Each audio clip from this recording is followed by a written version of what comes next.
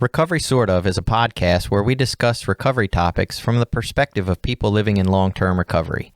This podcast does not intend to represent the views of any particular group, organization, or fellowship.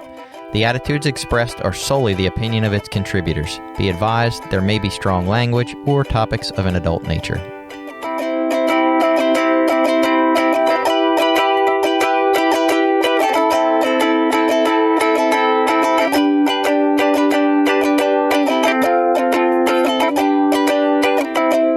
Welcome back. It's Recovery Sort Of. I am Jason, a guy who did not go to a very great rehab. Hi, I'm Jenny. I'm a person in long-term recovery. And we're here with Chris today. Hi, Chris. Hi, how are you? Do you have a way you would like to introduce or refer to yourself around recovery?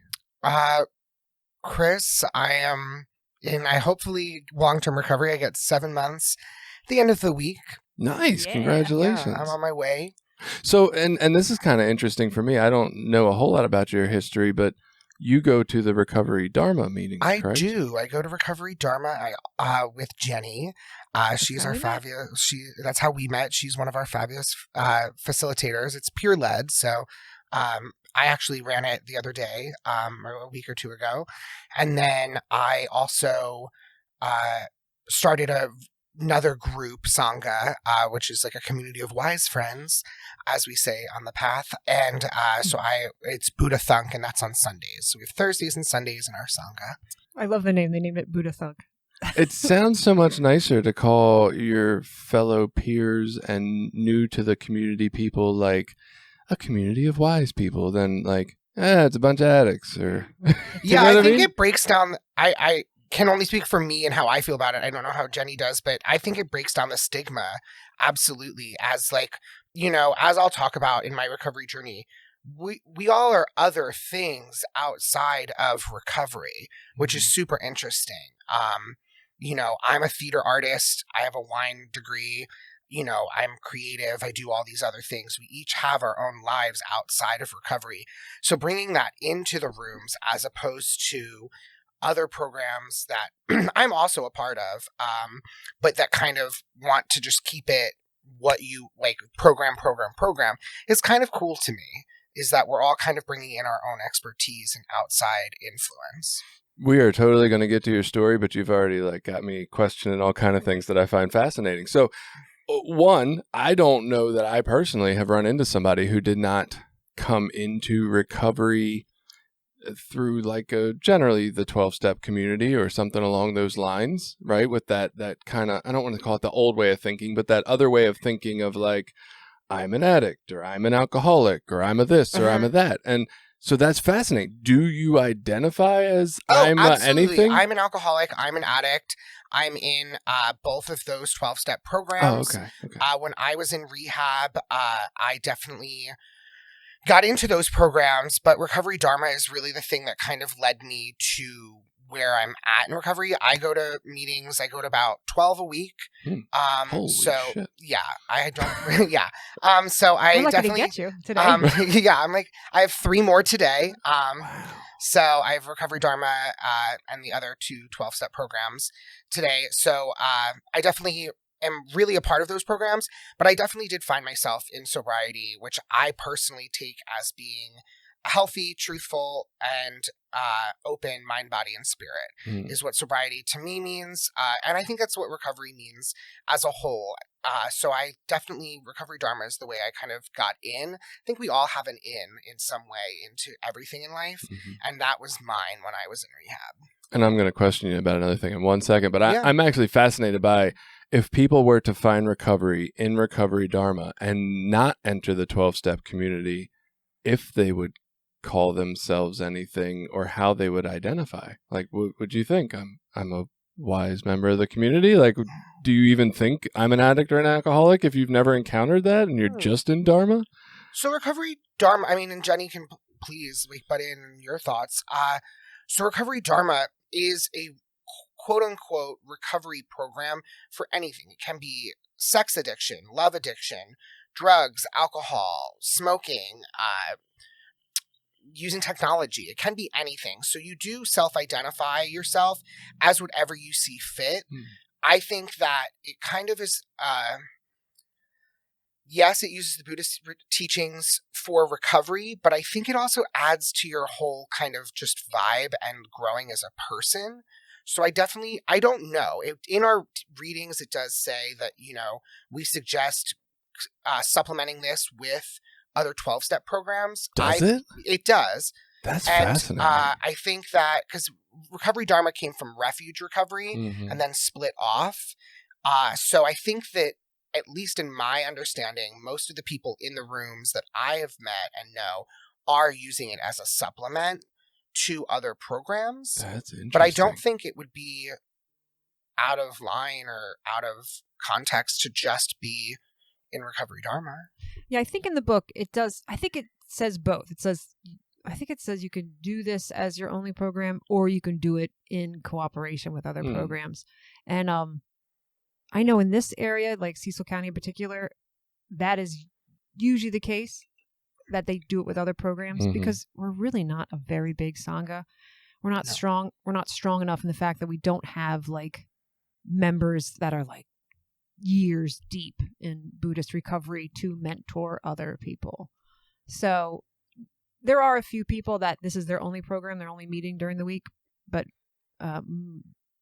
most active people are also in 12 steps or SMART or something else. My brain is all over the place with thinking of like, we need a stronger Sangha in the Star Wars Force methods or something. I don't know. That's where I was going.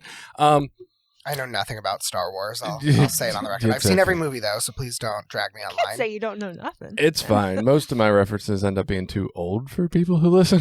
But sometimes they're just out of the realm of what people watch. So we're talking about rehabs today. Rehabs, detox, luxury rehabs, holistic rehabs, basic rehabs, state-funded rehabs, and we're not going to do great at identifying all of them. But you went to a holistic rehab, and I did.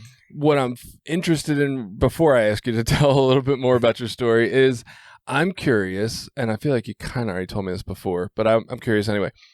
Do you think your holistic view of recovery that you've just kind of expressed already in the first few minutes stems from your introduction to recovery by that holistic rehab that maybe put emphasis on those things? Or do you think I just kind of ended up that way because that's kind of who I am and that just was the rehab I sought out?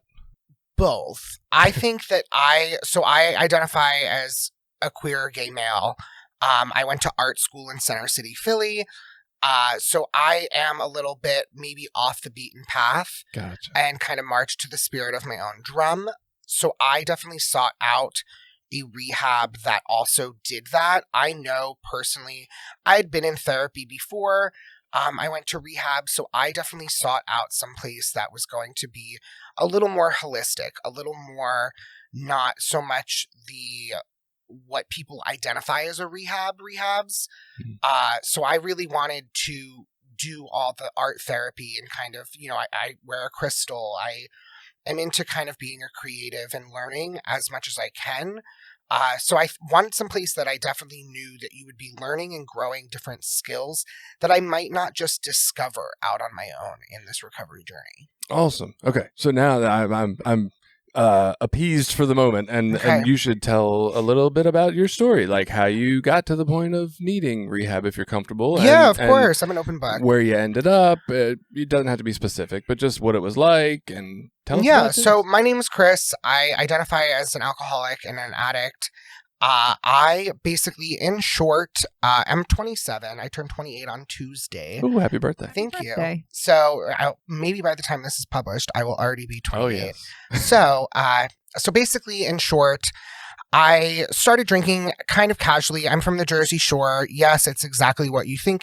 It's like that town that the show is shot is about 15 minutes from my house. YOLO. So, yeah. So like Jim Tan Laundry, the whole thing. He actually looks a little more Jersey Shore than I do today, but so easy. No, it's not a diss. I'm just saying it's down here is a little bit different. So I moved to Philly, and lived in Philly for 10 years, ended up going to school there, for theater, really kind of became active in a bunch of different communities and started drinking more and more. I ended up getting a sommelier degree, which is a degree in wine and spirits. So I'm like a quote unquote wine expert, or so they say. And so from there, drinking just started becoming an everyday thing because you're also getting paid to drink. You're getting paid to try things. You're trying new cocktails. You're smelling these wines. You're doing things. So like at the end of a shift or potentially a workshop or something, you're already potentially a few drinks in. And then everything kind of becomes, you're working different hours than most people.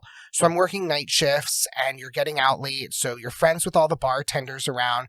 So you're getting free drinks. I don't know how much you guys know about gay bars, but I'll educate you a little bit on a gay bar. So the rocks glasses that normal people get usually have like a shot of liquor in them. Gay bars, they fill it to like practically the brim and then just your Coke on top or your Sprite on top. So automatically you're kind of conditioned in a way to be a heavy drinker, which I'm not blaming gay bars because I love them and my friends own them and run them and everything. But so you're kind of conditioned and you don't really, I think, realize it as much. And from there, I kind of spiraled out. I lost my dad at the very start of COVID, actually like 3 days after COVID broke out, on March 20th of 2020. And so I thought I was doing like okay, but I was very much doing the like, let's cover it up in emotions with drinking. I then proceeded to move back to Philly and was like wearing a hazmat suit on the street, serving tables, and kind of got depressed. I definitely, kind of was woe is meing the whole situation, turned to drugs because they're prevalent in Philly and in the restaurant communities and just everywhere.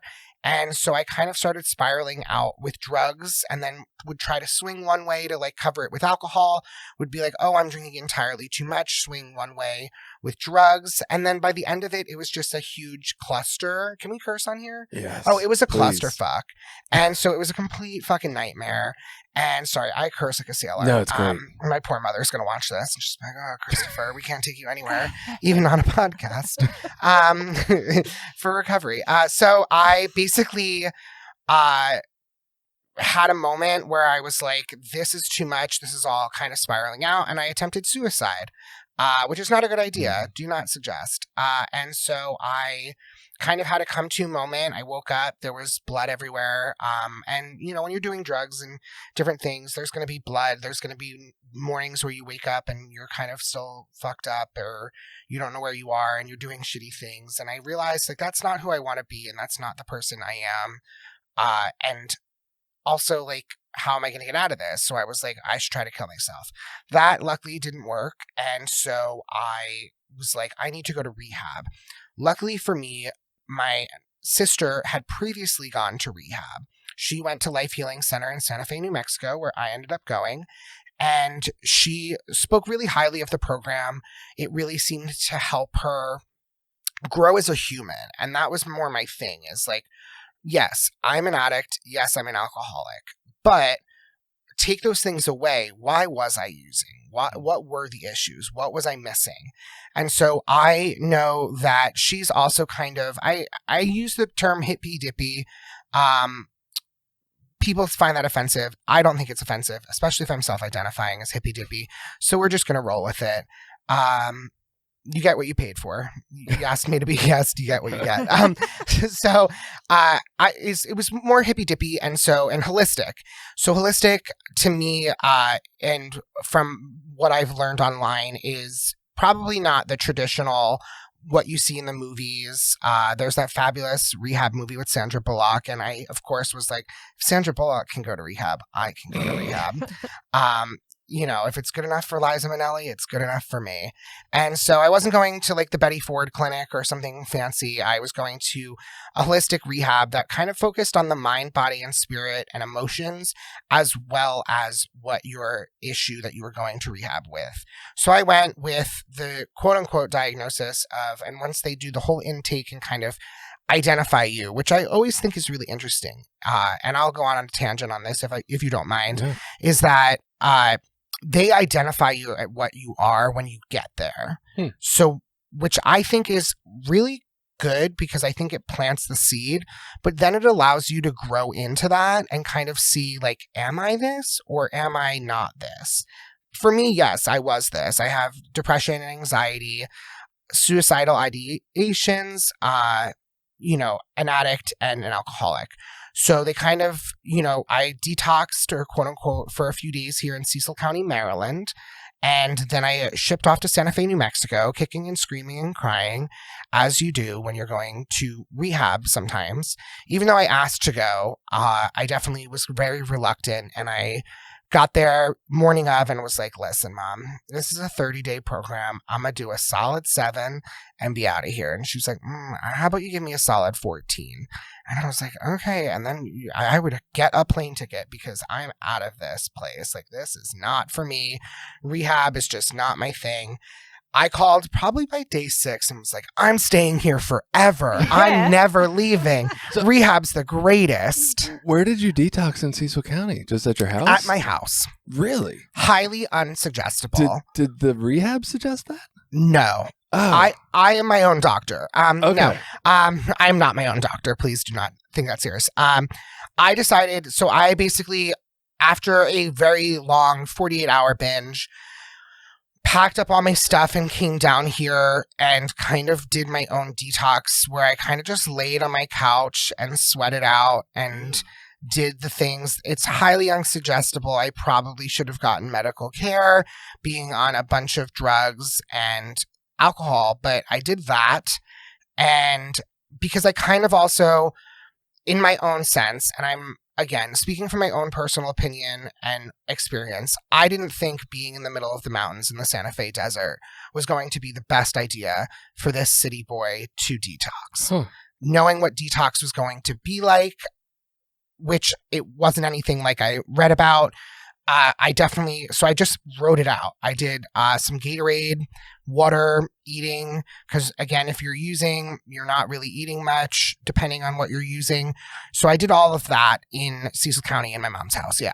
Wow, that's incredible. I feel like, I don't know about most people, but quite a few people actually get messed up before they go. That's kind of almost how you trick yourself into getting there. Like, yeah, go while so you a feel lot of good. people are like, oh, and there was definitely, I had friends that had shown up to rehab, 6 to the wind, on everything, uppers, downers, and candy corn, which is great. I don't think I probably would have stayed. I think I would have woken up and been like, oh, absolutely not. So I think going into it, for me, my buy-in was that I was already sober. Jenny, they're getting messed up on candy corn at them whoopee parties you talked about last episode. That's where that goes. I do like candy corn. Do you? Yeah, I do. I think I'm definitely a minority there. I was going to say, you are a minority. I think I'm like a somewhat in that minority, but like I'm a very seasonal candy corn person. I'm seasonal, and I don't even care if it's stale. I like it in November and December too.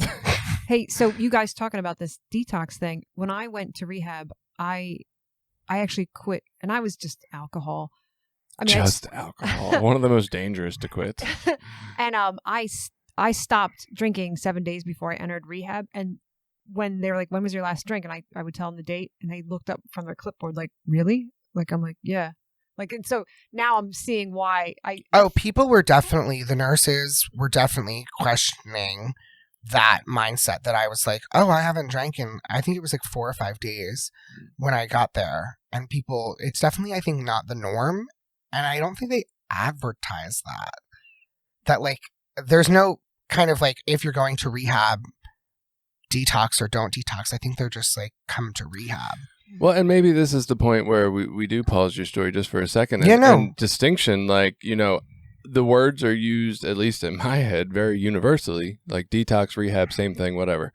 But really, detox is the medical detoxification of your body. And Correct. Rehab is more about the rehabilitation portion, where you're supposed to be learning new ways of interacting with your world that allow you to be free of that substance in the future. And I do think they get used, interchangeably quite a bit, but there is an actual distinction. Do they detox people at the They place you do went detox people, and they do oh my gosh, the word is not coming to me, weaning off programs for different opioids and different drugs. Like medically assisted treatment? Medically assisted treatment, for sure. There is definitely that.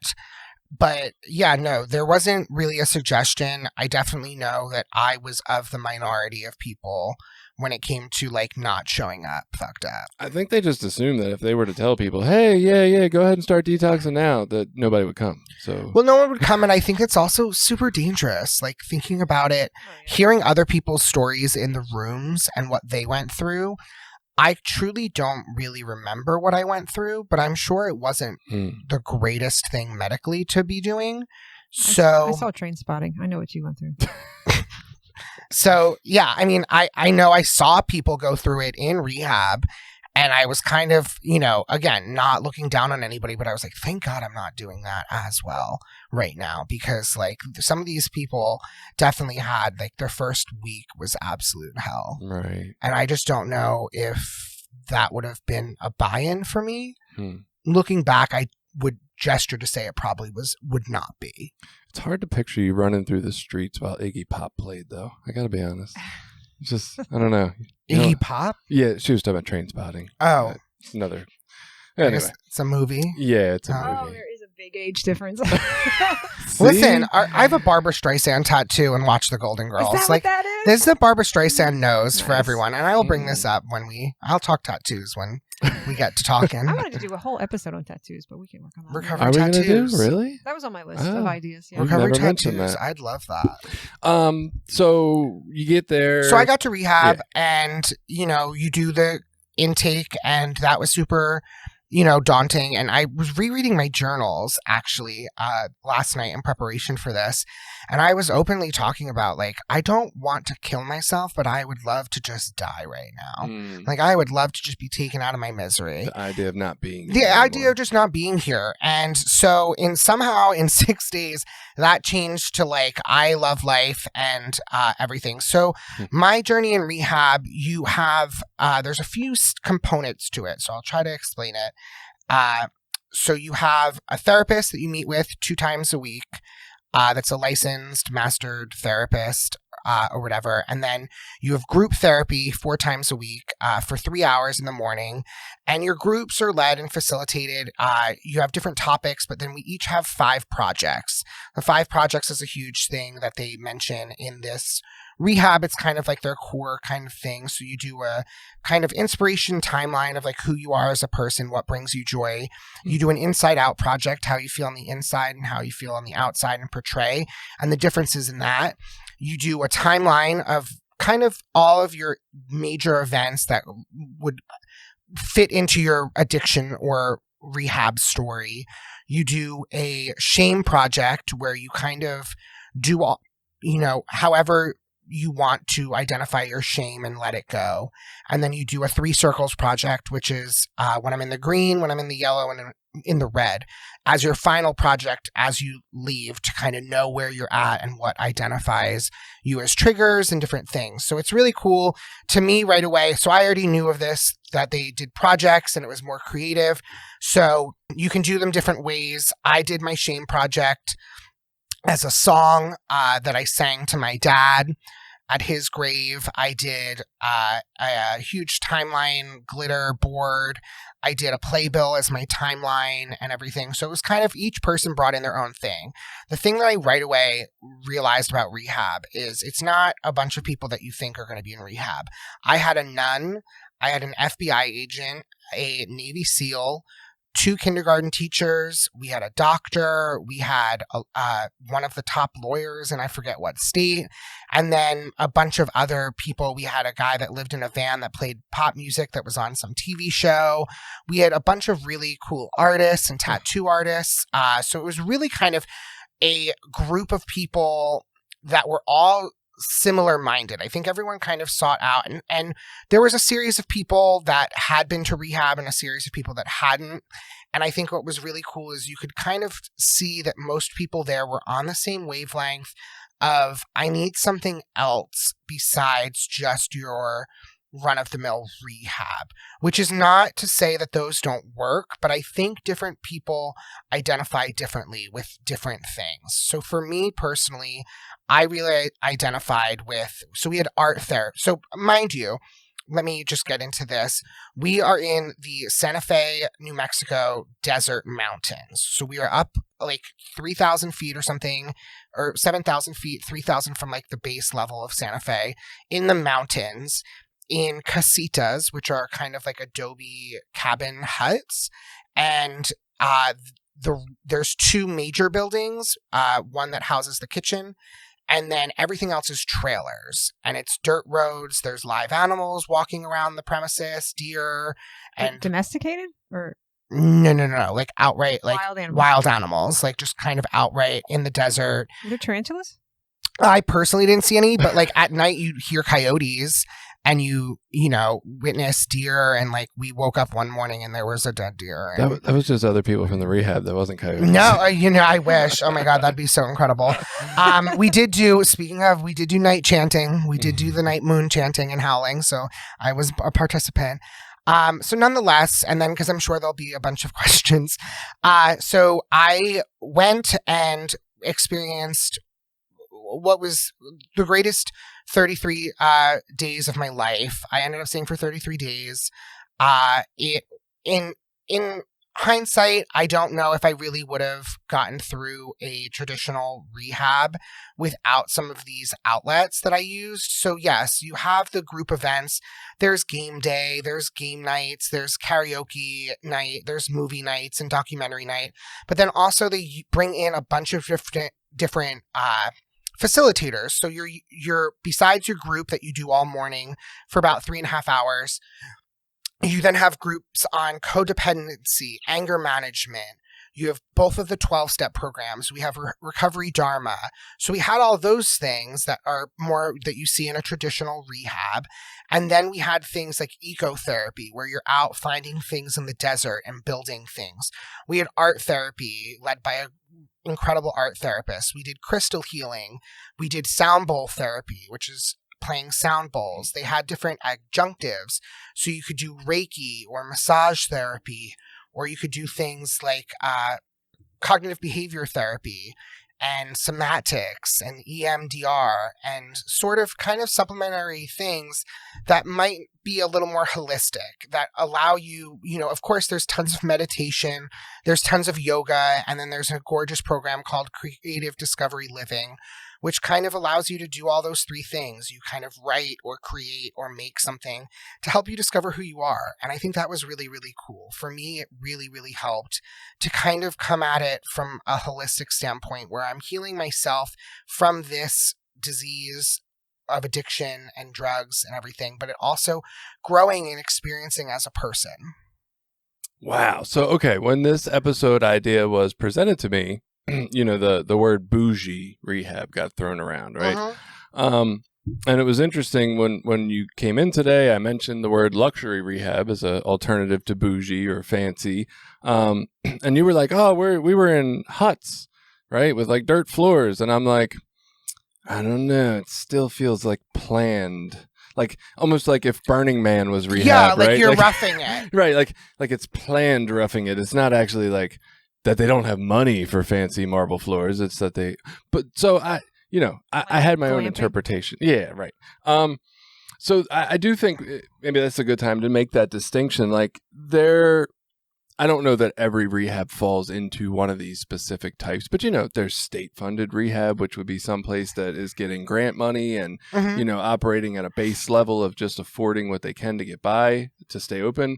There's a basic rehab, whatever we would call that, where you have your normal stuff. You go there, you have some groups, you learn about NA or AA, and life goes on. It was interesting. You said it has what. You were like, oh, I think they have what everybody else had, like Recovery Dharma. I'm like, I have never seen Recovery Dharma. But this was a long time ago, too, so maybe they have that now. I don't know. But then there's, what we would call, I guess, luxury rehabs, like your Passages Malibu, maybe. Or I think that's Betty more. Ford I think Betty Ford. Shout out to my girls down there.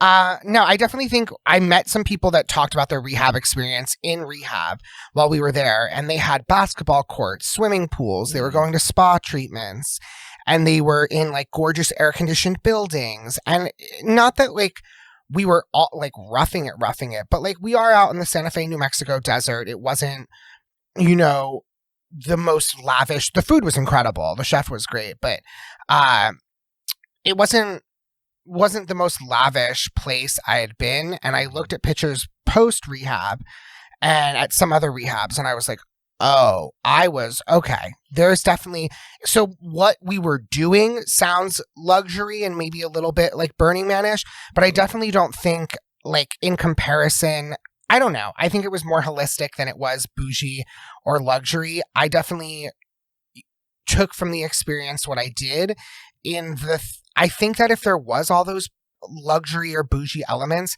I don't really think I would have cared.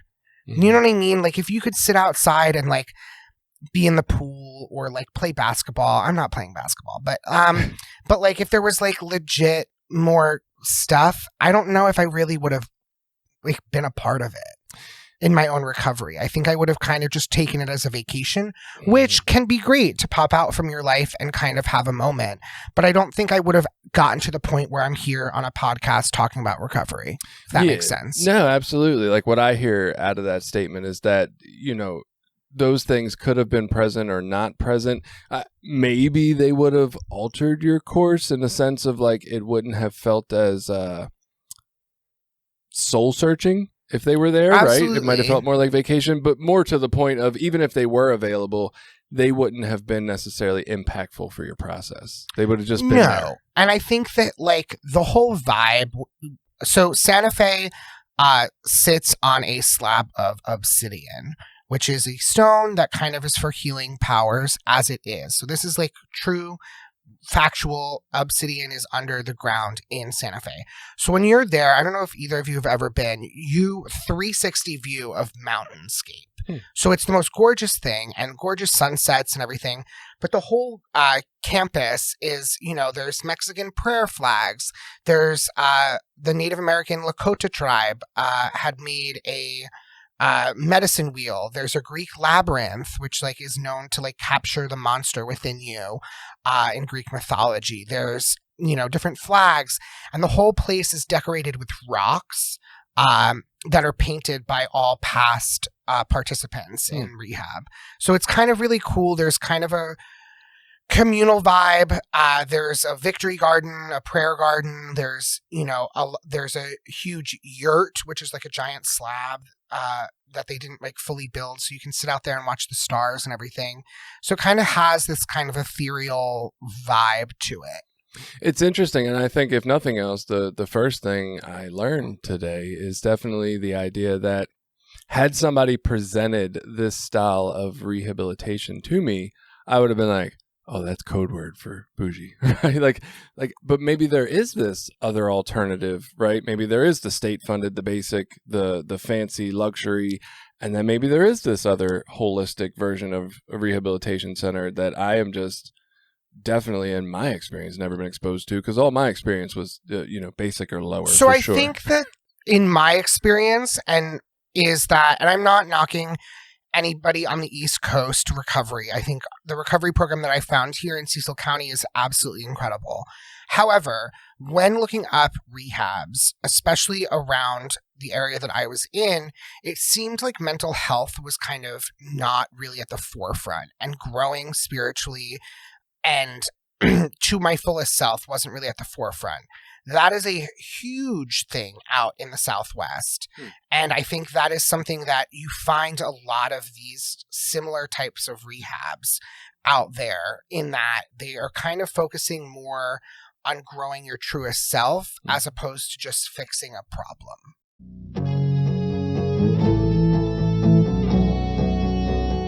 This episode has been brought to you in part by Voices of Hope, Inc., a nonprofit recovery organization made up of people in recovery, family members, and allies.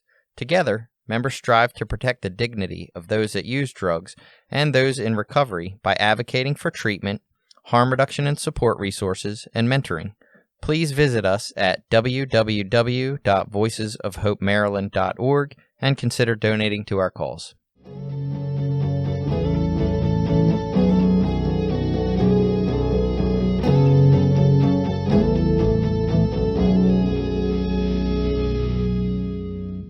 Honestly, I would really be curious about, and I know they don't exist, but if there were statistics to show like which one of these has better outcomes or seems to be more useful for people's lives. I think it also super depends. There was, and I'm not just saying this, but I am just saying this, but there's people that went to this rehab that I was at who this rehab was not for. Mm. You know, chanting with a 90-year-old woman from the Lakota tribe of New Mexico to the sun god and to the moon god and to the different directions was not for some of these people. You know, doing Buddhist recovery was not for some of these people. Art therapy was not for some of these people. So I definitely think had I gone to a other rehab, I don't think I would have participated as much. Whereas I bought into and buy into all of these things as a person outside of my addiction and recovery.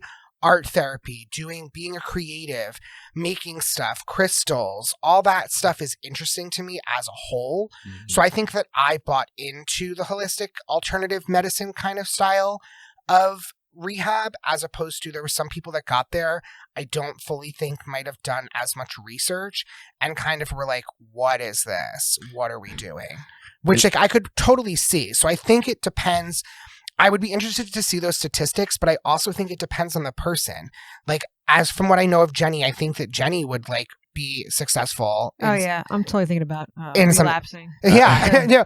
But like, you know, I don't know you as well, but like, I think that it super depends on who you are as a person versus any other statistic. I think this podcast needs to fund sending me to rehab for the experience so I can talk about it personally. No, I swear I need to get this message from the universe, don't I? Because if it's not Billy, it's somebody else here reminding me that there is no one size answer for everyone. I swear to God, I will get this message one day when somebody gives it to me. So I do want to say for everybody, you know, when the term holistic gets thrown out, I think people think of, you know, if Billy was here, he would say something like woo-woo, right? Like he uses that terminology a lot. You said hippy-dippy, right? Like, I think that tends to be what we think of. And you even said something just a second ago that caught me, alternative medicine, right? And I do think these are some of the connotations we get of the word holistic when we think about it. But I don't want people to be completely misconstrued. Like, holistic can mean some of those pieces and aspects, but really the idea of holistic is that the treatment is characterized by the whole person. Correct. That's what it really means, right? They're taking into account your medical issues. They are treating those for sure. They're treating your mental state. They're treating your social state, your spiritual state. Like, this is mind, body, and spirit to the fullest. It's everything. And that's so hippy dippy. I think some of the activities of this are that, but I find that when Googling, and I'm so happy you brought that up, is that because of course I would be the one to forget my own, like, you know, holistic means this, but yes, it means like mind, body, and spirit. They take in so much and they're throwing at you 1,001 different things and just seeing what sticks. That was also what was really helpful. It was a super individualized program. I never was forced into doing like, yes, try everything. But like for me, as you know, this sounds like, ugh, but like I'm an actor. So like the psychodrama workshop wasn't for me. I was like, her accent's off. That's not what was said. You need, you know, and so I was like, she sat over there actually, and the chair wasn't this color, so I can't really buy into this. You know, acting like the Meryl Streep of Rehab. You're hurting my heart. I love psychodrama. Which is great, which is great. You know what I mean? And it works for some people. Me, personally, I was like, I'm not going to play out some of these things, and I just don't, you know. But there was super, you know, again, what did you just say? Mind, body, and spirit. And yeah, woo-woo and hippy-dippy are terms that people throw out. But I think I found, at least when looking up, and you are more of a scientific expert than I. So, but alternative medicine is what they kind of identify things like somatics and EMDR and some of the things that we were Reiki, and some of those things fall into that category. So I think holistic and alternative medicine, at least in my understanding, is sort of meshed in one of those, like, it's a rectangle, it's a square type things. Like, one can be identified as something but can't be identified as the other. I'm not quite sure, but I think that's kind of what I took from where I was at viewing it. And I'm sure everyone had their own experience at LHC and with their own thing. To me, the things like animal therapy and crystal healing and sound bowl healing and Reiki and you know, we did all these chantings and meditation. It all really helped because I allowed to kind of break the mold of like, I'm here in recovery. I'm not drinking, and it really allowed me to kind of grow as a human being and see the reasonings for me using, as opposed to just like, don't pick up a drug or a drink. No, absolutely. I guess the reason I tend to personally shy away from any connotation of alternative medicine is what it brings up in my mind is, we have these evidence-based researched medicines that we use, but I'm going to choose this thing that's contrary to that instead, right? And I don't like that idea. I want people to understand, like, these are not researched ideas. Like, these are things that have research and backing. I think they're just like not run of the norm. Right. And I think that's, I hate to get on my soapbox, but like queer culture. Right. You know what I mean? Like, it's Pride. Happy Pride, everybody. But so it's definitely one of those things that like, there is research upon all of these things, but because they're not the like very run of the mill, they put them in this category of alternative. They're not cis medicinal. Yeah, I mean, I could go on my soapbox, but I won't. Right. But it's definitely one of those things that I think, art therapy is a proven thing. Animal therapy, you can get a therapy animal. These are all things that, I didn't go to a state-funded or what people identify as traditional rehab. So I don't know if they do offer that kind of thing there. No, they don't. But I think that me being able to connect to who I am as a person, as a creative, and bring that into my recovery has super opened up my eyes to so much.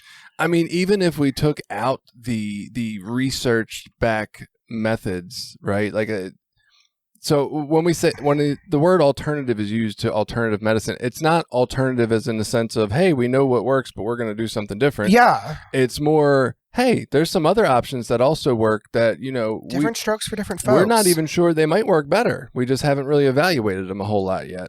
But even just the concept of like going into a place in your early recovery and experiencing all these different uncomfortable things, right? Like, even if you're into it, somebody puts you in a group of people when you're at like 10 days clean or sober, and they're like, hey, we're all going to chant or we're going to do. It's super. This is uncomfortable as fuck. Right? Yeah. I mean, one of the most uncomfortable situations that I was in personally was probably on day 5 or 6. I had just gotten there, so now you got a week and a half clean or whatever. So you're a little more clear-headed, and we laid in a dark room and did sound bowl healing, which is incredible if you've never done. I highly suggest it. It's the most gorgeous sound. It's like but like so with sounds. Relaxing. And it's, it's like fancy crystal balls, and she's playing all these things and gongs. And so your eyes are closed. You're laying in this room of about 12 to 15 people, but you have such an out-of-body experience. And it is a little bit uncomfortable. It's super scary to be that vulnerable in yourself, where like you hear people sobbing, you hear people laughing, you hear all these different emotions that can be brought up, and you're sort of overwhelmed by that. And I think that it's definitely something to counterbalance what I said earlier about how great it was. There was definitely situations that I was in that I think you had to be open and joyous and kind of free to, well, I'm here, might as well try it. If you had told me, especially when you're using, I mean, who's going to be like, sound bowl healing is going to save you, Chris? Or like this 90-year-old woman that's going to give you a maraca and tell you to shake and chant in a foreign language, she's going to open up your day. And like, she did, but like in hindsight, I'm like, oh, wow, she really did. But like at first you're like, what am I doing? Is this cultural appropriation? Am I being offensive? Like, I don't speak this language. Like, but most white people ain't thinking that, but I'm glad that you were thoughtful enough to think of that. I'm still bitter about sound bowl healing because I bought 2 tickets to attend one in Cecil County right before the pandemic, and then they had to postpone it, and then they had to postpone it, and then the place went out of business, and I'm out $40. Oh, that's sad. I know, and I had done it there, and it was really good. Yeah, sound bowl healing is incredible. I definitely would sort of that. Something that I want to talk about also that we kind of alluded to is it also allowed you to be, and I do not know from other rehabs, but it allowed you to be really free thinking and really kind of go on this journey with the group and people guiding you in different ways. So like me, when we talked about recovery dharma, and I wasn't buying into the 12-step program at first because I othered myself out in every which way I could. I'm gay. Gay people aren't in recovery. They are. I'm a sommelier. I, have a wine degree. The woman was like one of the top Bush beer reps. And she was like, you can sit down. You're supposed to be here. I was like, oh, okay. And then God was a huge thing. So me in rehab, they were like, what, you have to find a higher power. And I was like, well, I'm not really religious. I'm more spiritual. They're like something that so I decided to choose Barbara Streisand as my higher power. And Barbara Streisand didn't change for anybody. And I, went on this whole big Barbara Streisand strike. So when I got my 6 months, I got Barbara Streisand's nose tattooed on me, but it allowed me to kind of, be free thinking and get in. Now I use Spirit of the Universe. I'm more spiritual than ever, but it allowed me in this kind of free thinking, creative kind of rehab to really be open to change and open to stuff that I think a lot of other places, and from what I heard when people were talking and sharing both in rehab and out, and since I've been out, is that like a lot of that kind of stuff is given to you as like there is one way and this is it, which is absolutely great, and some people need that. But me coming from always being kind of a flower child sort of creative mindset, I was like, I needed that to heal. And I think part of that, I'm glad you said it. It was where my brain was going when you were talking about all these different experiences and the uncomfortability of being there. What I was thinking was, man, there's probably a lot to be gained from a scenario like that, right? You go into this detox rehab, you have these uncomfortable experiences, and that probably creates a sense of, I can walk into the world and walk into uncomfortable situations and be okay, right? I'll get through it. Whereas like a typical rehab, in my experience, like what you're saying, is more, this is how it works. If you're thinking outside of that, it's because you're not fucking ready to quit yet. And you need to do it this way. And so it's almost like a programming to get back into society, but it doesn't really prepare you to face that's uncomfortable because you've never fucking done it. Correct. Have I ever told you my 51 miles story?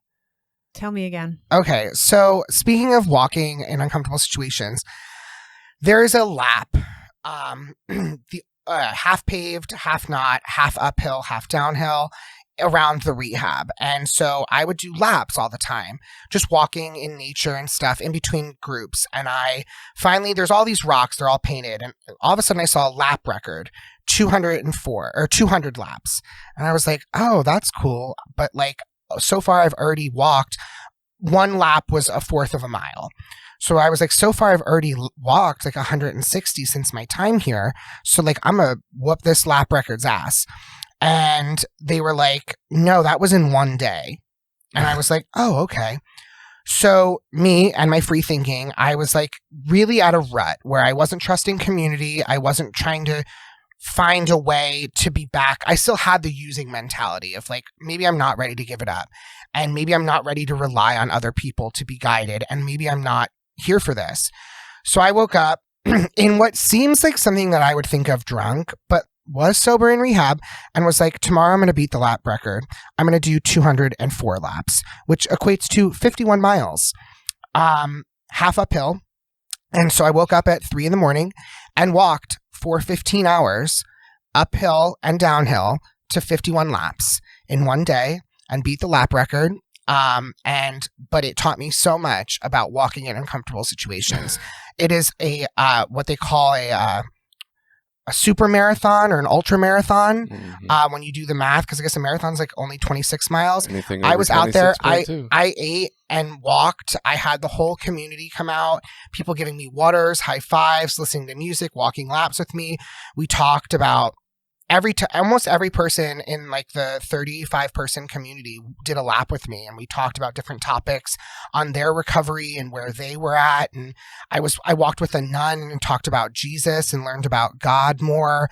I talked with a kindergarten teacher and remembered like, that sense of being a child and childhood trauma and like what I had grown from that. And so I really honestly, I did this, and I ended up passing out afterwards and going to the hospital. But even though I was hydrated and everything, I was like, well, I was smoking cigarettes, and I think I smoked a cigarette afterwards and just like completely collapsed out of like adrenaline rush. Because I had never like trained or done anything, but that was something that you mentioned that I wasn't going to talk about on here, but that the walking in uncomfortability, but also remembering the fact that you are a part of the universe and the community and that you are one in many, but that like there will be uncomfortable situations. You know what I mean? I'm sweating, I'm talking to a nun and like with her therapy dog and we're walking and I'm, that's uncomfortable being like, I'm gay and I did all this stuff and here I am in rehab with you. And she's like, I get it. Like and so I think that putting myself out there and doing that really changed my life. That was something from rehab that I'll never forget. It's my 51-mile journey. Did you ask her if they're called nuns because they're not allowed to get some? No. Oh, that's a great joke. No, I think she uses the term sister. We called her sister. She was great. And she was like super accepting and loving and just incredible. So I guess this definitely changes my whole perception of rehabs and classifications, because if you would have talked to me yesterday about luxury rehabs, which is not what this place was, I don't think completely, but I would say, yeah, like what the hell are people wasting all that money for? Like the information is simple.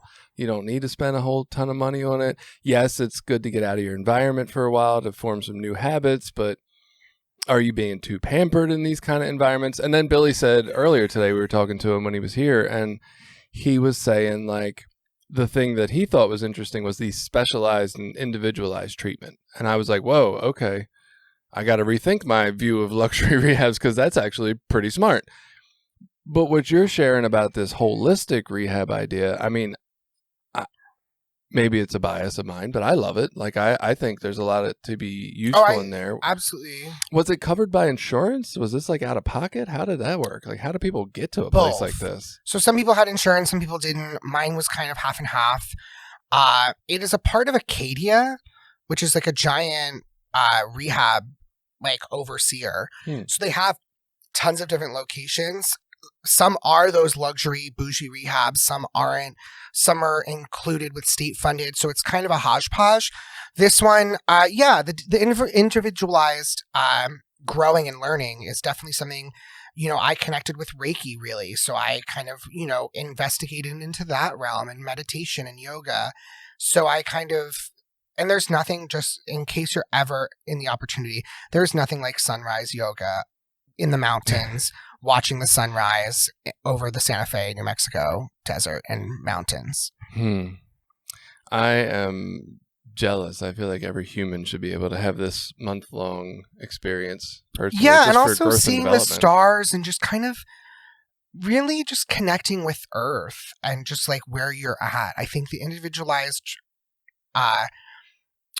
moments that we had in where they're telling you like, okay, so I had a lot of trauma with my dad and maybe some of my using was that. He was also in recovery. He never drank for the 30 years or whatever. And so, I did a whole investigation on that and really pulling you aside into these moments of uncomfortability and leaning into them as opposed to leaning away from them. If someone, and you had your moments where you were like, this is too much. We had grief counseling one day. I completely lost it and was just like throwing stuff and, having a meltdown. But as you do in rehab, and something I'll never forget, I just want to share, is sometimes in the moment, it sucks. Some of the, like I was in EMDR, which uses light immersion. Do you know what that stands for? Eye movement desensitization. Eye movement desensitization and reprocessing. There you go. So it helps like reprocess where you store different memories and stuff, but it can also make you very hyperventilate. It was Thanksgiving Day. I did it my very first time and I threw up into a bucket and was throwing up as she's like, work through it. And in hindsight, that was incredible. It was the best experience, but you kind of need to trust the process. Again, I think it was definitely one of those trust the process with holistic versus, I think you have to know, the thing I take from this conversation, I think you have to know yourself to choose a rehab. I think a regime, and like you do though. It sounds funny. I'm laughing at myself, actually. It sounds funny, but like, yeah, we had a tight schedule. You had to be up at a certain time. Breakfast was this time. You had to be at groups. You had to get signed in, and they take attendance and do all these things. And you had to attend a certain amount of things each day and participate a certain amount, or else you didn't get credit, and then you got in trouble and stuff. But you had to, I think you need to know yourself to know what you connect with as a person.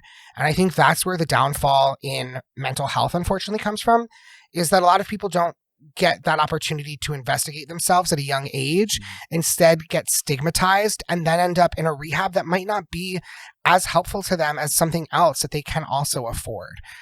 I think being able to do yoga and chant and do all these things that I would automatically connect to opened me up to recovery.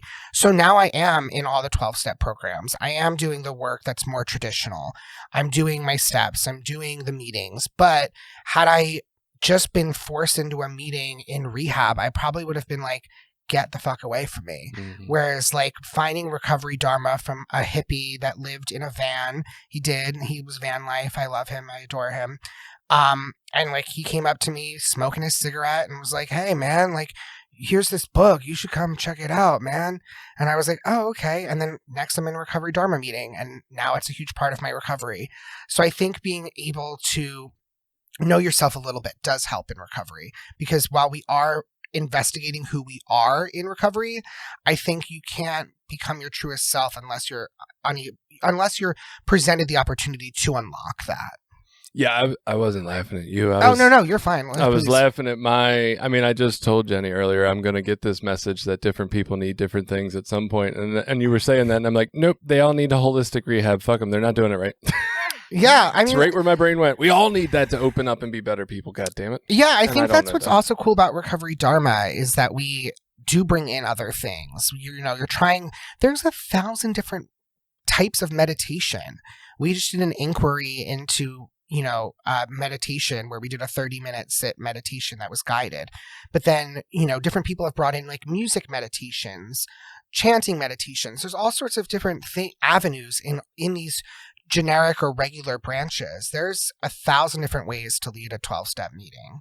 You know what I mean? And so I actually think, not knocking Cecil County, but being queer and artsy and random down here is more traditional rehab for me and roughing it than it is out in Santa Fe. I know we've gotten past the moment a little bit, but you had mentioned having that meltdown. And I don't know, just hearing words like that, and it might not be this connotation for you. Yeah. But I always think, oh my God, that's so self-critical. No, it's not a meltdown. No, it's a release. It's an overwhelmed nervous system. Like it's I mean, I just didn't want you. Oh no, I don't get down on myself about meltdowns. I think it's a beautiful, gorgeous thing. If anyone is going through any trauma, I highly suggest you see the play or movie or read the book of Monster Calls.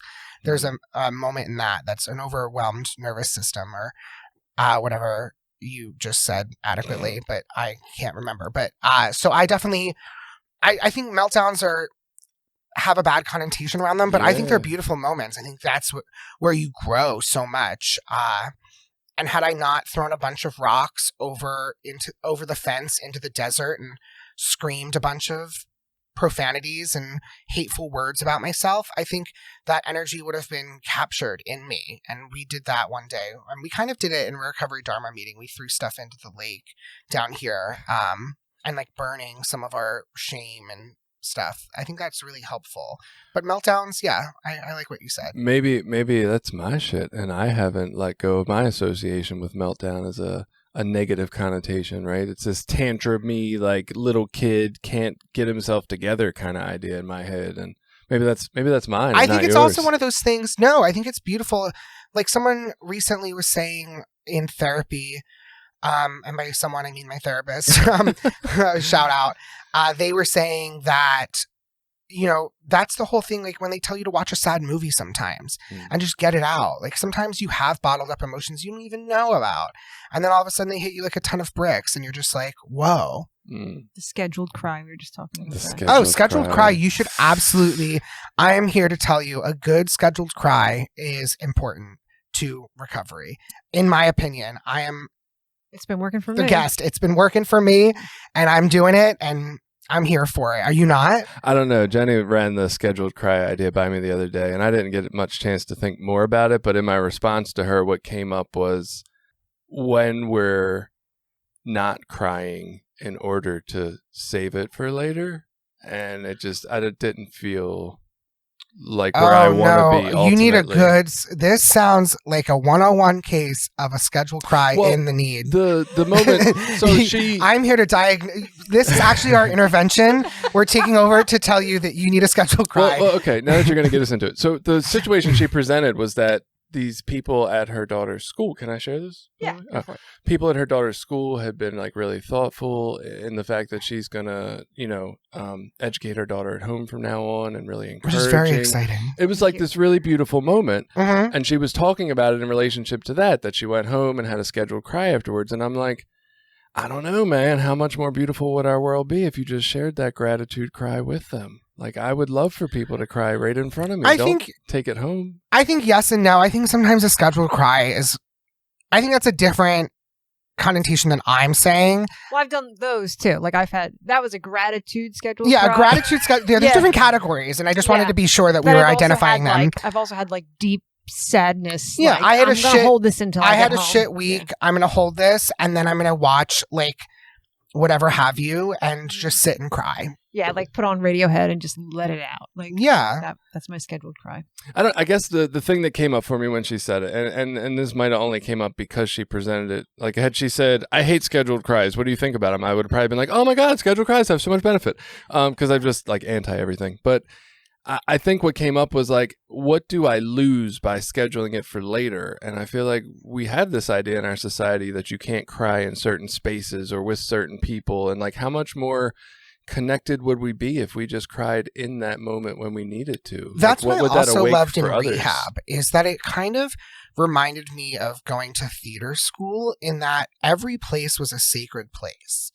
In that, the group and community, I think some people, and I hate when they do it, is people apologize in meetings, 12-step meetings, for crying or showing emotion or getting angry. And it's like, so when we were in rehab, so many times people would people are pouring out their hearts in some of these projects, and so you really got to see people be completely vulnerable and remember that like we're all somewhat just trying to make it through in some weird kind of sense of the word.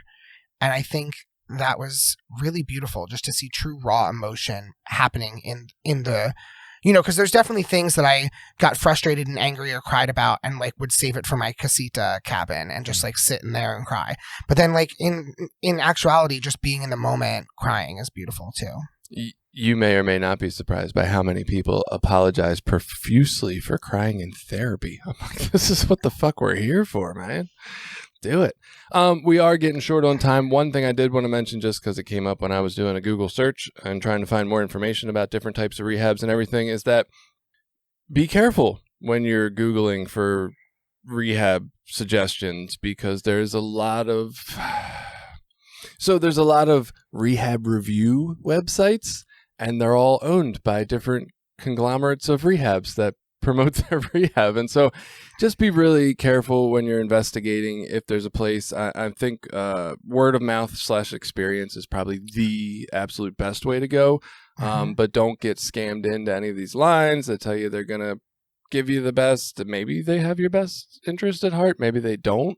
And I know finances are an issue for people when trying to go into rehab. Like sometimes we have to go where we have to go, but if it's the consideration of like, am I worth this amount of money? Like, yeah, don't even question that twice. Like, fuck yeah, you're worth this amount of money and this experience of something that might provide something that really benefits the rest of your life. Is there any other final thoughts that anybody had? Any final questions you had? I know you didn't say a whole lot today, Jenny. Oh, well, I mean, I thought everything. I was so curious about your experience. This has been like very satisfying. I loved hearing about it. Yes, I petted the horse. Yes, I did do the equine therapy and I did pet the horse. That's awesome. That wasn't my question, but I did want to know that too. I would have asked you later.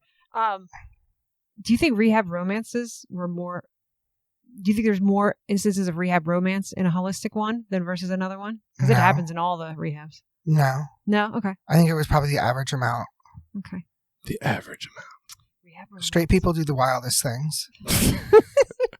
Do you still keep in touch with people there? Yes, I do. We have a alumni board, and then we also have a group text of like the core group of like 6 of us that we text almost every day.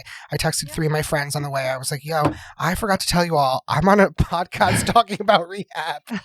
So shout out to my friends and the That's great. 51 You guys Mile are Club. all still sober. Yeah, and a bunch of That's us, we're great. all still sober, and a bunch of us actually, so this is actually the tattoo of a labyrinth and the Four Noble Truths of Buddhism, and it is also the symbol of our rehab. Huh. So a bunch of us got it. Thanks, Chris. As my final thought is only something that was mentioned in Rehab, and I just love the quote, is leave that shit in the desert can handle it. Ooh. Nice. There you go, everybody. Take your shit out there and leave it in the desert. We'll see you next week. Thank you.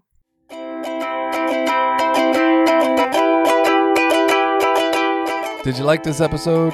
Share it with people you think might get something out of it. Check out the rest of our episodes at recoverysortof.com. Also, while you're there, you can find ways to link up with us on Facebook, Twitter, Instagram, Reddit, YouTube, anything. We're always looking for new ideas. Got an idea you want us to look into? Reach out to us.